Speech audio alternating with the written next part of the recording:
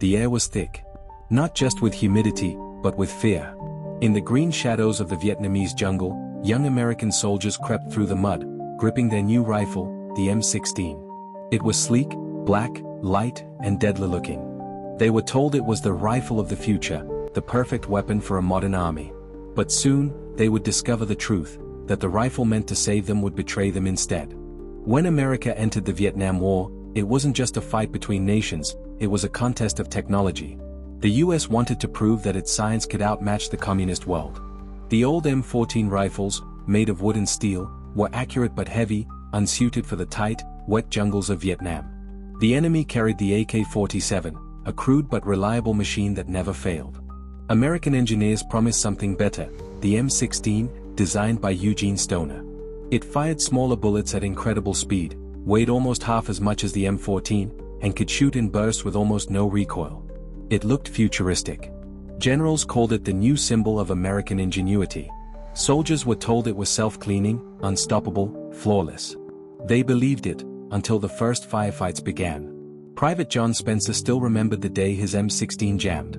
His platoon was ambushed deep in the Mekong Delta. The air exploded with gunfire. He raised his rifle and pulled the trigger. Click. Nothing. He hit the bolt, tried again, jam. The rifle refused to fire.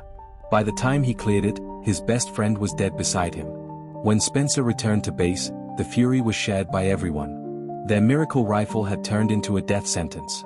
Letters began pouring home, angry, desperate letters to families, to Congress, to anyone who would listen. They all said the same thing: our rifles are jamming. Men are dying. What went wrong? The answer lay far away, in clean offices in Washington. The M16 had been designed to use a specific gunpowder, IMR powder, which burned clean. But the army, without consulting its designer, switched to a cheaper, dirtier powder called ball powder. That one change caused the rifle to foul quickly, leaving thick carbon in the chamber and gas tube. Within a few magazines, rifles would seize up completely. Worse, the army had skipped another crucial step, chrome-lining the chamber and barrel to prevent corrosion. In Vietnam's swamps and humidity, that mistake turned deadly. Mud and rust combined to choke the weapon. In 1967, American newspapers published the soldiers' letters. One Marine wrote, "We left good men on the field because their rifles jammed. They died with cleaning rods still in their hands." That image, a fallen soldier clutching a jammed M16, became a symbol of betrayal. Investigations later revealed the shocking truth. Troops had not even been given cleaning kits or manuals. They had been told the M16 was self-cleaning. The lie had cost lives. In the chaos of battle, the enemy's AK-47s kept firing, through mud, rain, and sand. American rifles failed after a few bursts. Soldiers began to fear not the enemy, but their own weapon. One veteran recalled, "You'd hear it, that click. And everyone knew somebody's rifle had jammed again." That single sound, cold and final, haunted them long after the war. The outcry forced Congress to act. In 1967, hearings began. The army rushed to correct its mistakes. Chrome-lined barrels were added, cleaning kits were distributed, manuals printed. The ammunition was reformulated to burn cleaner. A new version, the M16A1, was introduced with a forward assist that allowed soldiers to manually close a jammed bolt. The rifle slowly became reliable. But for many, the fix came too late. Too many had already died holding a weapon that refused to fire. Trust, once broken, cannot be restored easily. Soldiers in the field had lost faith. Many traded their M16s for captured AK-47s. Special forces units sometimes refused to carry the rifle altogether. In a war fought in shadows, where ambushes came from every side, trust in your weapon meant everything, and that trust was gone. When your rifle jams and your buddy dies next to you, one Marine said, "That's not just a weapon failure. That's betrayal." Behind the scenes, politics played its part. The Pentagon wanted the M16 quickly to prove progress. Corporate rivalry and bureaucracy pushed it through without testing. Decisions were made not by soldiers but by politicians and defense contractors. The Springfield Army, which made traditional rifles, fought against the M16, but lobbying and pride won out.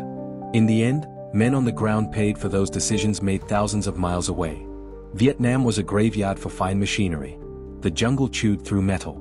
The M16's tight engineering meant even a single grain of sand or drop of water could jam it.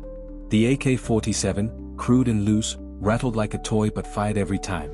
The contrast was brutal, the world's richest army with the most advanced rifle, beaten by a weapon that looked like it was built in a garage. The M16 didn't just jam physically, it jammed the soldier's spirit. When a man doubts his rifle, he doubts his chances of survival. Every patrol became a gamble. Some soldiers joked bitterly, "It's a great weapon, if you don't have to shoot it." But behind the humor was fear, anger, and loss. Many believed their lives had been gambled away for military contracts and political appearances. By the late 1960s, the improved M16A1 performed far better. By the 1970s, it was one of the most accurate rifles in the world. But that reliability was bought with blood. The failures of the early M16 changed how America approached warfare forever. The lesson was simple but costly. Never send untested equipment into battle, never ignore the feedback of the men who fight, and never let politics decide what soldiers carry into war. Decades later, the M16's descendants, the M16A4 and M4 carbine, became trusted weapons in Iraq and Afghanistan. They were accurate, reliable, and deadly efficient. But for the men who fought in Vietnam, the name M16 would forever mean something else. It meant loss, betrayal, and lessons learned too late. In archives today, letters from Vietnam veterans still survive, faded ink on yellow paper. One reads, "Tell them not to trust this rifle. Tell them we died with it jammed." Another says, "They call it the rifle of the future. But for us, there's no future left." Those letters remind us that war isn't just fought with bullets, it's fought with honesty, responsibility, and trust. In 1968, after investigations, the US Army quietly admitted its mistakes. They confirmed the wrong powder had been used, that rifles had not been chrome-lined, that cleaning kits were missing. They took responsibility, but no apology could bring back the fallen. For the families of those who died clutching their jammed rifles, it was too little, too late. The M16 story became both a warning and a redemption. It began as a disaster, a weapon that failed when soldiers needed it most. But over decades, through improvements, it evolved into one of the most iconic rifles ever made. Yet the ghosts of Vietnam still linger. Every soldier who picks up a rifle today, every test, every field check, every cleaning drill, carries the echo of that first betrayal. The M16 taught America humility. Behind every number, every report, was a name, a life. Behind every jammed rifle, a story cut short. In cemeteries across America, white stones mark the price of those lessons. Veterans still speak of it, not with hatred, but with memory. One Marine at a 1982 reunion said quietly, "People talk about the M16 like it was great. Maybe now it is. But back then, it got my friends killed. That's what I remember." Every war brings new weapons, new promises, new miracles of engineering. But the story of the M16 reminds us, weapons don't win wars, soldiers do. And soldiers deserve weapons that work. In the race for innovation, America once forgot that reliability means more than revolution. The M16's legacy is more than metal. It is a lesson about the sacred bond between soldier and rifle, a bond built on trust. When that trust breaks, morale breaks, and wars are lost long before the final shot. The M16 didn't just jam in the jungle, it jammed in the hearts of those who carried it. Today, in museums and memorials, the early M16s sit behind glass, shiny, perfect, and silent. They no longer jam, but their silence speaks louder than any shot. If they could talk, they would tell of rain-soaked jungles, terrified young men cleaning their rifles under candlelight, praying that tomorrow, it would fire. They would speak of courage, not just in facing the enemy, but in facing betrayal. The M16 eventually became one of the finest rifles ever built.